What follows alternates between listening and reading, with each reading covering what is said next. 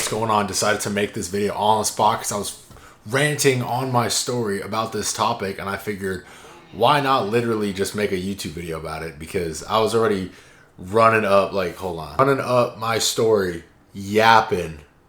So I'm like, all right, oh, that's an ad.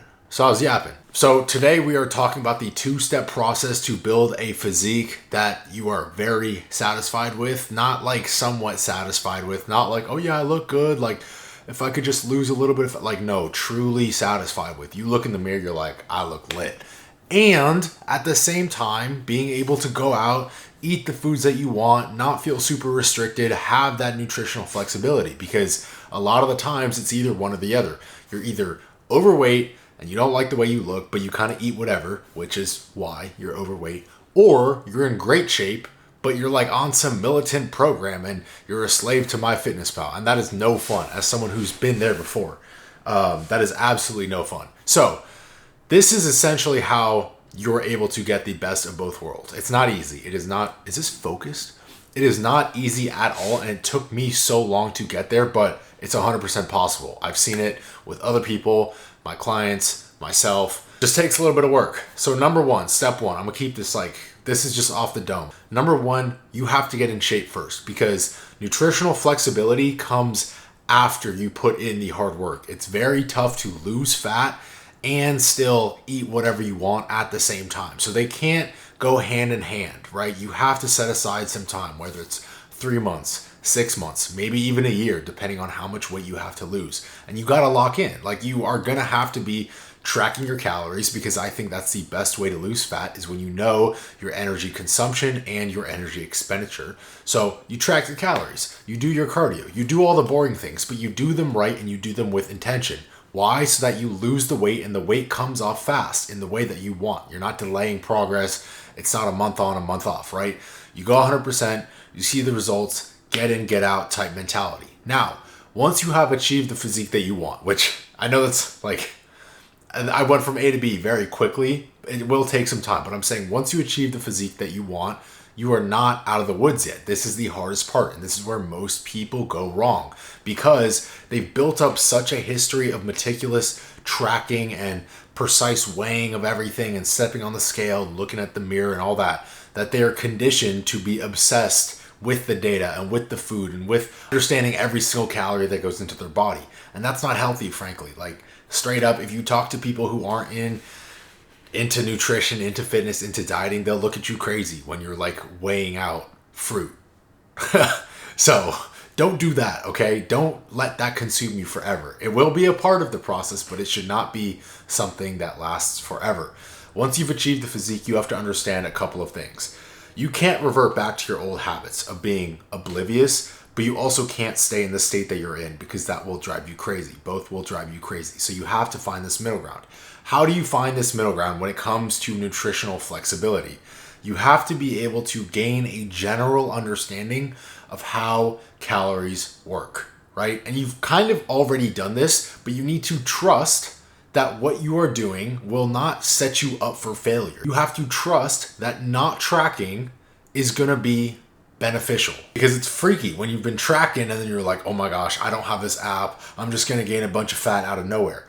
No, you have to trust that you can act like a normal person, be able to eyeball foods, guess how many calories are in a meal, and keep it pushing, because at the end of the day, it's not that deep. So gaining a relative understanding of how food works is built through tracking, but you have to take that jump to put MyFitnessPal down and look at a meal and be like, okay, you know, that looks like half a cup of rice, 6 ounces of chicken, yada, yada, yada. I'm gonna say roughly 800 calories. Who cares if you're off by a couple hundred? That's not the point, right? And the old me used to be so fixated on, I have to get this exactly right. It's okay if it's not exactly right, and I'm gonna explain why later.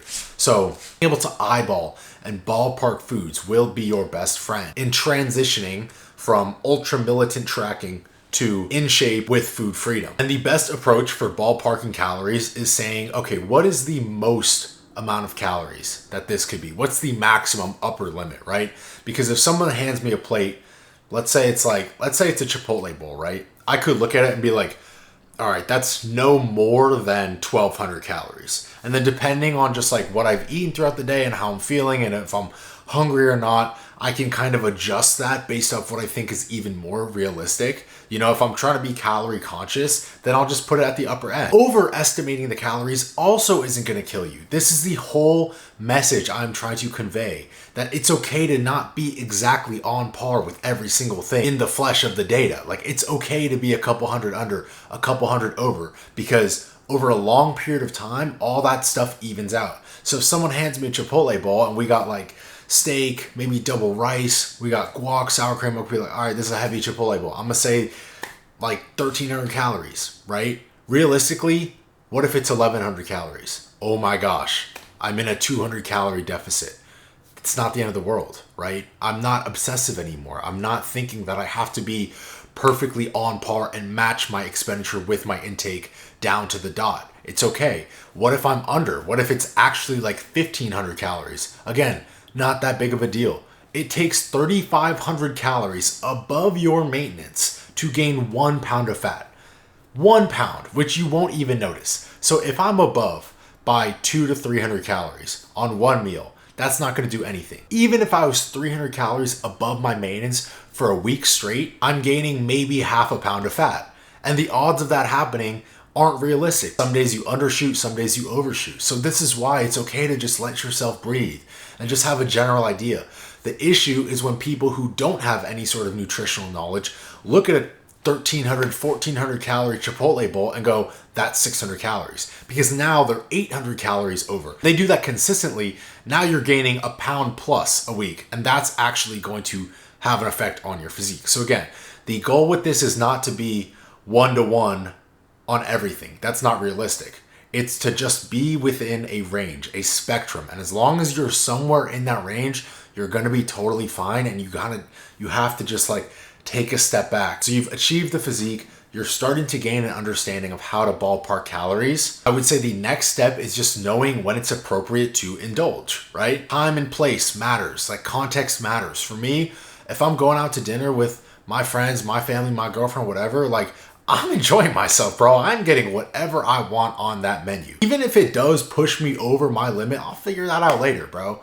If I end up in 1,000 calorie surplus, okay, I'll just hop in a little deficit for a day or two the next couple of days. Not in some yo-yoing thing, but I'm just like, I prioritize the moment right now than trying to be exactly within a certain range. You know, it's really not that deep. So time and place matters. When I'm eating alone in my house, before workouts, after workouts, and it's just like throughout the week, mundane, normal stuff, like, I don't mind keeping it simple. There is beauty in the simplicity, because eating the chicken and rice, eating the beef and potatoes and broccoli, eating the egg whites, that makes the good food taste better. You can't just have good food 24/7. You're going to get numb. You're going to desensitize yourself. It's not going to be fun. It's not going to be enjoyable. So you do have to eat for fuel. So that's why the context matters. If I have a big workout the next day, I'm not going to stuff my face with a bunch of junk. Like, I want to feel prepared and fueled. But after that workout, right? After that workout, when I've burned a crap ton of calories and I'm going out to dinner with my friends, bro, I'm getting what I want. Like, I'm getting 2 double-doubles and going to Yogurtland. That's how it's going down. And I'm cool with that. So it's all about finding a system that just aligns with your life and your priorities. You're not constantly in a restrictive, no fun, boring state, but you're also not in like a gluttonous state where you think every single meal has to be delicious. Bro, I will eat like chicken breast and egg whites for breakfast and ketchup if it comes down to it. And I don't see a problem with that at all. I don't think that I'm doing something wrong. That's just what it is. I detach myself from the narrative of food being good or bad. It's all just within context. So you built the physique, you understand how to ballpark calories, you understand context. The next pillar is about being selective and listening to your intuition. So many times, especially in diets, we start to look forward to foods that we normally never liked. Like, I was never a big dessert, like sweets type of person until I got really lean. And then after, I would have no problem just downing a bunch of sugary desserts or cookies or stuff. Like, I would, before I even got into dieting, I would never get ice cream or cookies or Yogurtland because I'm just like, it's so much sugar. It's not good for you. And then after dieting, my habits changed. So what do we have to revert back to? That intuitive state. Only indulge in things that you actually enjoy. For me, I'm not like big into French fries. I think it's kind of just a waste. I could eat them forever. So even if I have a bunch of calories to eat, I'm just not going to choose to get French fries. Like, I just don't really see the value in them. Versus the old me, in that super depleted diet state, if you put French fries in front of me, I would just kill them because I'm like, food, I have to eat. This is good food that I should be eating. But in reality, it's just not me. Like, it's not my thing. So reverting back to that intuition and being selective will benefit you so much. You set up like a North Star within your nutrition.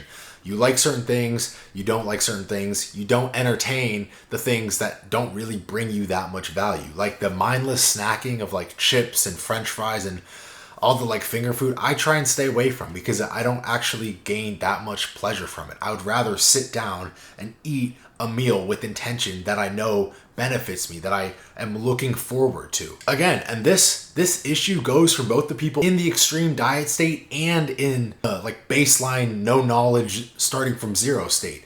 These people will just eat anything in front of them too. They don't think about what they actually want. And then same thing with these people. So there's no right side to it, even though one person's in shape and one person isn't. It's about listening to yourself. Stopping when you're full. That's something I've struggled with for so long. I would just always feel the need to stuff my face until I was uncomfortably full. Why? Like, it literally does not make sense. Why would you continue to eat when your body is telling you, I don't want more food? It makes zero sense. You've been programmed from your previous cuts to think like, oh, food is a scarcity. I got to eat as much food as possible when presented with the opportunity. But then when you're in the moment, you realize you just sit there, you take a moment and you think, I just don't really want more food, so I'm not going to have it. And it's simple. You leave it at that. You leave the restaurant and you're totally fine. It's not that big of a deal. And that's something I've been getting better about. Intuition is very difficult and it takes a little bit of like proactive effort and thinking to break those previous beliefs and previous barriers that kept you overeating, eating stuff that you actually didn't want to eat, indulging in the mindless foods, like all that stuff. It's hard to break that pattern, but you kind of just have to wake up a little bit and realize, like, do I actually want this? Am I thinking about my decisions and am I making a conscious effort? Or am I just reacting based off of previous habits that I built up when I was in a depleted state and when I was in a mindless overconsumption state? If that makes sense. So those three things alone, being able to eyeball foods in terms of the calories, being able to understand context when eating for fuel versus eating for pleasure, and being selective with what you eat, those three pillars will set you up for so much success in the future. And there are definitely so many more guidelines and mindset shifts and principles that will help you reach that point where you can have an elite physique and still be intuitive with your nutritional habits. But I would say out of everything, those three will move the needle the most because they break down barriers that you have built up through different stages of your life of being ignorant and being obsessive. So I hope this video helps. I'm definitely going to make a more in-depth educational spiel on this, but in terms of my thoughts and a general perspective, those are the most important aspects. Stay tuned for the next video and I will drop a complete guide, a complete in-depth overview, how to move through these three phases of being ignorant, obsessive, and finding the balance so that you can end up at this point, look good, feel good, eat good. So appreciate you watching. I will catch you in the next one.